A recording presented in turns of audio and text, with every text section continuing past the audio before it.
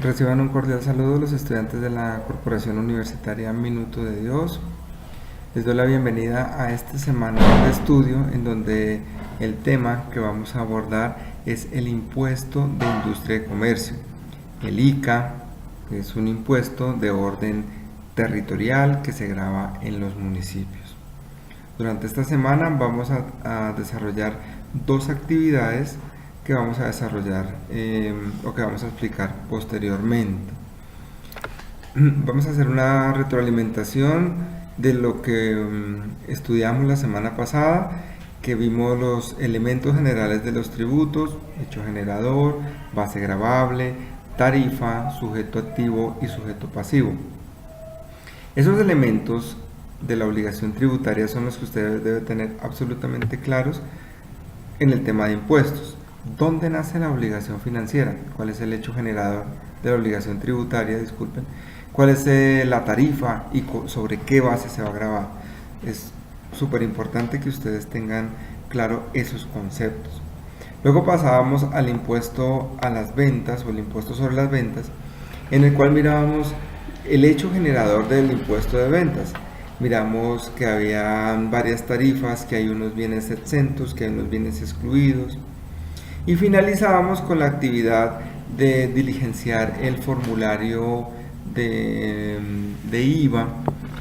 Ese formulario, pues, que era únicamente rellenarlo, ¿cierto? Con el fin de que conociera el formulario cómo estaba establecido en cada una de sus casillas, que debía ir, dónde van las ventas a zonas francas, dónde van los impuestos descontables, dónde van los impuestos deducibles, etcétera, etcétera, que se retroalimentaba muy bien de la actividad número 5, en la cual ustedes diligenciaban o llenaban el formulario, el cuestionario, donde se hacía una pregunta: ¿cuáles son los impuestos descontables? ¿Cuáles son los impuestos que están excluidos? Y de esa misma forma usted podía identificarlos en el formulario. Es decir, cuando usted llega al formulario y ve impuestos descontables, usted inmediatamente se acuerda y llega atrás al formulario, recuerda la definición del artículo 424 o 478 del estatuto. Durante el impuesto a las ventas expusimos desde el artículo 420 al 513 y pasamos también por el impuesto nacional al consumo, que es el impuesto que grava los servicios de restaurantes. Ahora se grava la venta de la finca raíz cuando es superior a más o menos como 950 millones de pesos. Y tenían la oportunidad de, con esos dos impuestos, determinar en cada uno el hecho generador, la base gravable, la tarifa, el sujeto activo y el sujeto pasivo. Recordemos que en el IVA hay unos responsables de IVA directos y hay unos responsables de IVA indirectos, que son los que pagan el IVA cuando van al supermercado y compran un producto que está gravado con el 19%, lo está pagando indirectamente. Y hay un agente retenedor que se encarga de coger todos los IVAs pagados de todos y consignarlos a la administración de impuestos. Entonces, con esa explicación o con esa retroalimentación, pues es que yo voy a revisar las actividades que ustedes subieron la semana anterior, con el ánimo de que pues vean su avance y todo. Yo les pido por favor que pues me tengan un poquito de paciencia. Las actividades pues son hartas, siempre son 120, son como 180 actividades, más o menos, casi 200 actividades que tengo que calificar. Entonces yo las voy calificando paulatinamente y paulatinamente les va apareciendo el resultado en el aula. Yo reviso de forma general, les explico cómo hago yo bajo todas las actividades, las guardo en el disco y las empiezo a revisar una a una. Y si yo veo que la actividad del estudiante está bien, sigo con la siguiente. Y así. Pero si yo veo que más abajo hay una actividad que no cumple con lo que se requirió en la guía, que está incompleto el formulario, que las preguntas no corresponden, ahí yo me detengo, reviso y le hago la retroalimentación al estudiante. Continúo revisando, están bien, luego encuentro una que no cumple con lo requerido, entonces a esa actividad en particular yo me dirijo y le hago una retroalimentación en particular. A las otras actividades que están bien, les hago una retroalimentación general. Les digo que está muy bien la actividad, que es lo que se pidió, que es lo que pedía la guía. Esa es la forma de hacerlo. Muy bien. Ahora, para entrar un poquito ya en materia de lo que es la actividad número 7 y 8, impuesto de industria y comercio, debemos tener en cuenta varias circunstancias. Una de ellas es que el impuesto de industria y comercio es un impuesto de carácter territorial y se grava en los municipios. Entonces, para esta actividad pedagógica que iniciamos esta semana, vamos a estudiar el impuesto de industria y comercio de manera general, pero nos vamos a enfocar en el municipio de Bogotá. Y lo hago de esta forma, ¿por qué? Porque es que en el municipio de Medellín también hay impuesto de industria y comercio, grabado con las tarifas de allá de Medellín. En el municipio de Barranquilla también hay impuesto de industria y comercio, ¿cómo? Grabado con las tarifas de Barranquilla. Lo mismo pasa con el de Bucaramanga, tiene sus propias tarifas. Y eso se da no por otra cosa, sino porque cada municipio tiene concejales y tiene un cabildo en el cual se reúnen para determinar cómo van a gravar los impuestos, y dependerá mucho de lo que el alcalde de turno, el gobernante de turno, tenga por obras hacer, que va a construir un puente, que va a construir una escuela, que va a construir una alameda, una ciclovía, etcétera, etcétera.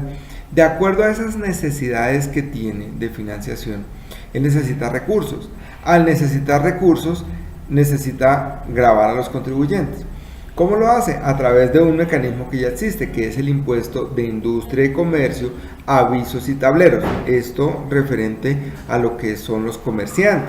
Porque si va a grabar a todos los ciudadanos, pues está el impuesto de vehículo, está el impuesto de curaduría urbana, está el predial, etcétera, etcétera. Entonces, nos vamos a enfocar en el impuesto de industria y comercio para el municipio de Bogotá. Y dentro del aula ustedes van a encontrar el Estatuto Tributario Distrital de Bogotá, van a encontrar una cartilla y van a encontrar una forma de diligenciar o de hacer la información exógena de las compañías, ¿sí? de cómo se informa. Es la exógena misma que se hace en la DIAN, se debe hacer para el distrito, reportando a los terceros que han tenido o que han realizado transacciones económicas con el ente económico. Vamos a pasar al aula a revisar.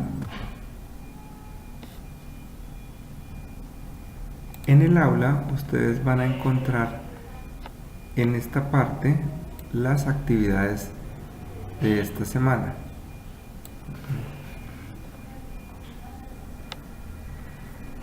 Acá se van a dirigir acá, y en esta vamos a encontrar toda la información de esta semana. Al hacer el recorrido por el aula, ustedes van a encontrar esta información importante, donde encuentran, estas son unas infografías, mapa de cajas de la territorialidad del ICA, sinopsis de las generales del impuesto de industria y comercio, un cuadro comparativo entre el régimen común y el régimen simplificado, el formulario de industria y comercio, el formulario de retención de impuesto de industria y comercio del ICA, ICA, este es el que les estaba comentando hace un momento, el Estatuto Tributario de Bogotá 2015, por aquí hay uno más adelante, creo que hay uno más reciente, lo vamos a revisar. Sigamos mirando acá. Acá este libro es un análisis comparativo de lo que les estaba comentando de la industria de comercio con las otras ciudades de Colombia, porque todas son diferentes. Aquí les decía que hay una cartilla de ICA más reciente, más cartillas realmente no tengo. La que les comenté, la cartilla exógena para Impuesto de Industria y Comercio de Bogotá. Una presentación con el ICA, la vamos a mirar ahorita. Una presentación con el ICA, que es la que podemos mirar acá. Y esos son como los recursos bibliográficos que tenemos en el aula para desarrollar esta actividad. Sin embargo, si ustedes tienen una presentación, si ustedes se encuentran dentro de la investigación que hagan, dentro de su estudio disciplinado de esta semana, encuentran algún recurso bibliográfico que nos pueda servir, pues por favor nos lo comparte. Bueno, acá vamos a continuar mirando lo que es el impuesto de industria y comercio, y pues no vamos a detenerla a mirarla toda, sino vamos a mirar las generalidades del ICA, ¿cierto? Entonces, como les anotaba, pues siempre en todos los impuestos va a haber un hecho generador, ¿sí? Del impuesto de industria y comercio está constituido por el ejercicio o realización directa o indirecta de cualquier actividad industrial, comercial o de servicios. Son esas tres actividades a que se refiere el impuesto de industria y comercio: actividades comerciales, industriales y de servicios, en jurisdicción del Distrito Capital de Bogotá. Por eso es claro que cada región tiene, cada municipio tiene su propio impuesto, ya sea que cumplan de forma permanente o ocasional en inmueble determinado con establecimiento de comercio o sin ellos. Y el impuesto de industria y comercio, de aviso de tableros, que se paga con el impuesto de industria y comercio. Entonces es el impuesto que se paga por la instalación de avisos en el espacio público, como vallas, avisos, tableros, emblemas, ubicados en vía pública, en lugares públicos o privados visibles desde el espacio público o en cualquier clase de vehículo. Este impuesto es complementario al impuesto de industria y comercio ICA y se liquida tomando como una tarifa del 15%.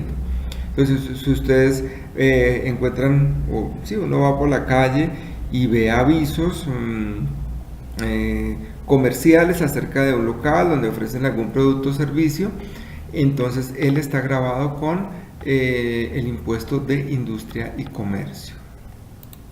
Muy bien, continuemos.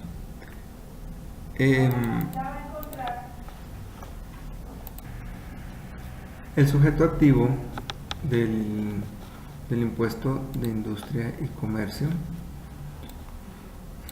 son las personas naturales, personas jurídicas, sociedades de hecho, patrimonios autónomos, consorcios y uniones temporales y contratos de cuentas en participación.